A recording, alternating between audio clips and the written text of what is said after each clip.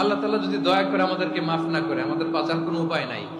আপনি কি ভেবেছেন আপনার নামাজ দিয়ে আপনি জান্নাতে যাবেন? আপনি তাহাজ্জুদ গুজার, সেজদা দিতে দিতে কপালে দাগ ফেলেছেন, এটা আপনারা জান্নাতে নেবে না। আপনি এলাকার সবচেয়ে বড় হাতেম তাই দানশীল, এই দানের ভরসায় বসে আছেন।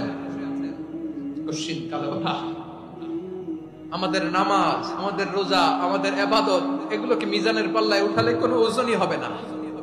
তবে আমাদের একটা কৌশল জানা আছে, আমরা আল্লাহর রহমতের ভিখারি। আমরা সেদিন আগেই গুনার স্বীকৃতি দিয়ে দেব। আমরা বলবো, আল্লাহ তুমি প্রশ্ন করার আগে তোমার একটা কথা বলি, আমারে কিছু জিজ্ঞেস করো না, আমি সব করেছি। এমন কোন পাপ নাই যে পাপ আমারে দিয়ে হয় নাই। তোমার রহমত দিয়ে তুমি জান্নাতে পাঠাবা। তোমার